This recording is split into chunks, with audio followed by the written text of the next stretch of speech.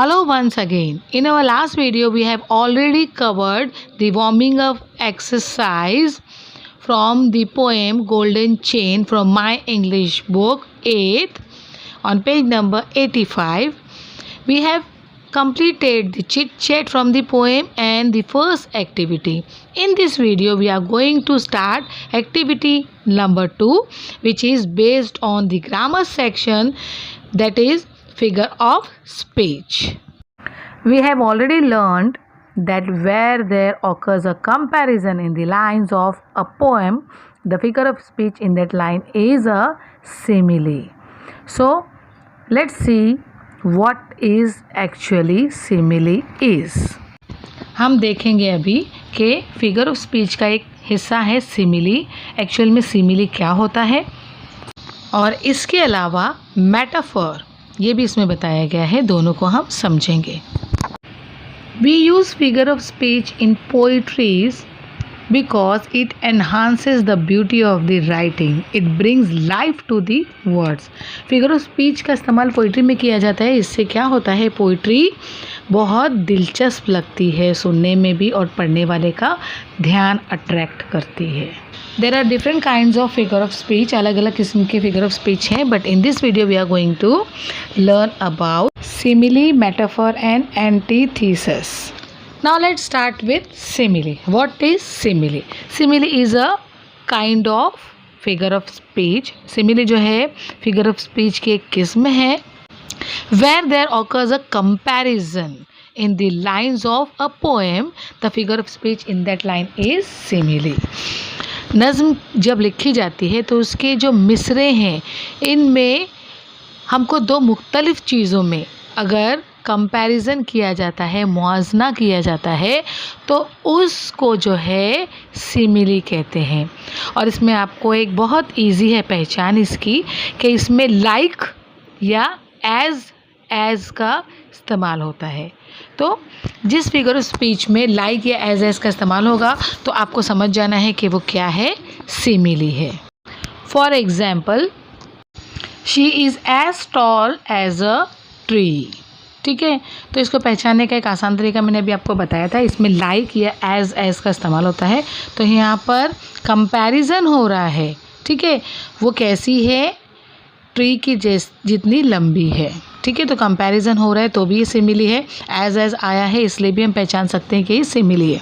Now the next example, he slept like a child. ठीक है, तो सबसे पहले तो हम पहचान लेंगे इसमें लाइक आया है तो ये सिमिली है. नेक्स्ट, ये कंपेयर कर रहा है कि वो कैसे सो रहा है, एक बच्चे की तरह. कंपैरिजन भी आ गया है तो ये दोनों रीज़न से ये सिमिली है. Now let's see one more example. It is as cold as an ice. तो एज आया है, ये एक सिमिली की पहचान है. नेक्स्ट, कंपैरिजन हो रहा है कि वो ठंडा है, कोल्ड है, कैसे, आइस की जितना. ठीक है.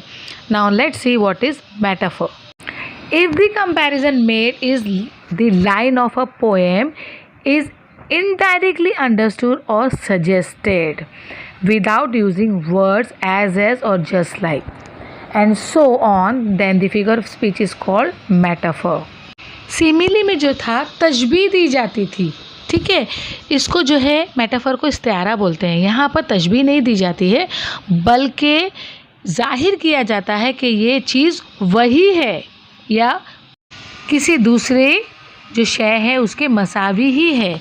यहाँ पर लाइक या एज का इस्तेमाल नहीं किया जाता है बल्कि डायरेक्ट जो है वो मुआजना किया जाता है. ठीक है, तब इस सन्नत लफ्ज़ी को इस्तिआरा या मेटाफर कहते हैं. तो आप ये दो बात जहन में रखिए. सिमिली में कंपैरिजन होता है, किसी एक चीज़ को दूसरे की तरह बताया जाता है, एज और लाइक का इस्तेमाल करते हैं. मेटाफर में कंपैरिजन नहीं होता है, डायरेक्ट वर्ड दे दिया जाता है कि कोई चीज़ दूसरी चीज़ है. फॉर एग्जाम्पल, अभी आपको समझ में आएगा. Riya is the star of our class. ठीक है, तो रिया जो है हमारी क्लास की स्टार है. स्टार की तरह नहीं है, लाइक स्टार नहीं कहा है, वो स्टार ही है. मुआवजा नहीं किया है बल्कि डायरेक्टली बोला है वो स्टार है. ठीक है. Now this will call metaphor. Now let's C the second example. Life is a game. यहाँ पर लाइफ को डायरेक्ट गेम बताया गया है कि लाइफ क्या है, गेम है. लाइफ इज लाइक गेम नहीं है, लाइक अ गेम, लाइक का इस्तेमाल नहीं हुआ है, डायरेक्ट बोला गया है कि लाइफ जो है वो गेम है, इसीलिए इसे मेटाफर कहा जाएगा. Now let's C one more example. The world is a stage. World को स्टेज बताया गया है, स्टेज की तरह है नहीं बोला गया है. ठीक है, डायरेक्ट बोला गया है कि वर्ल्ड एक स्टेज है, तो that will also come in metaphor. Now let's see some examples from your text book. Okay, now let's read the question. Now say which of the following are the examples of simile and which contains metaphor.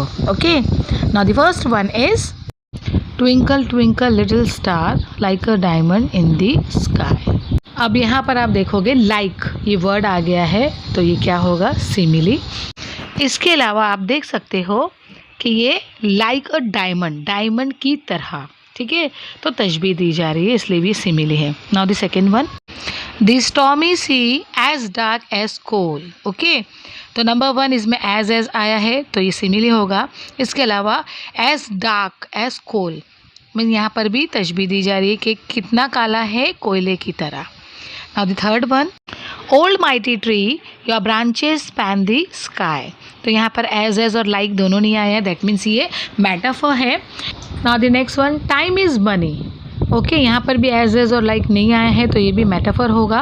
और time को direct money बोल रहा है, की तरह नहीं बोल रहा है, डायरेक्ट टाइम इज़ मनी.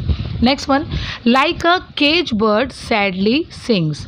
यहाँ पर लाइक का यूज़ हुआ है, that will come in simile. The next one, more than clouds you are soft. यहाँ पर एज लाइक नहीं है, तो ये मेटाफर होगा. इसके अलावा यू आर सॉफ्ट, डायरेक्ट बोला जा रहा है कि सॉफ्ट है. Next one, the rose is the king of flowers.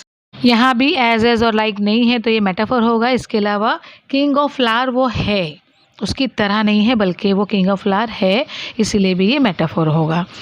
So here the second activity is completed.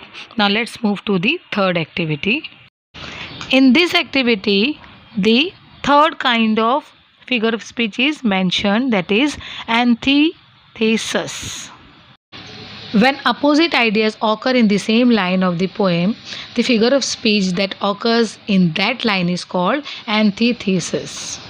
Antithesis जो है वो फिगर ऑफ स्पीच की किस्म है जिसमें नज़्म के किसी एक मिसरे में दो मुखालिफ ख्यालात, अपोजिट जो हैं वो आते हैं, तो इस सनत को एंटीथेसिस कहते हैं.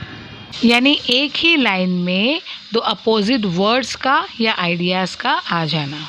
Now let's see some examples.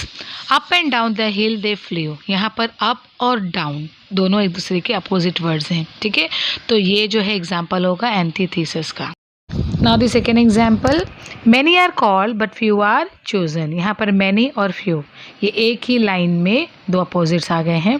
Next, the best of times the worst of times. Best और वर्स्ट ये भी दो वर्ड्स आपस में एक दूसरे के अपोजिट्स हैं. ओके, तो अब आपको ये बात याद रखनी होगी कि जब भी पोएम के किसी एक लाइन में दो अपोजिट वर्ड्स या आइडियाज़ को यूज़ किया जाएगा तो वो एंटीथेसिस कहलाएगा. ठीक है, I hope all of you understand the figure of speech. Thank you very much for watching the video.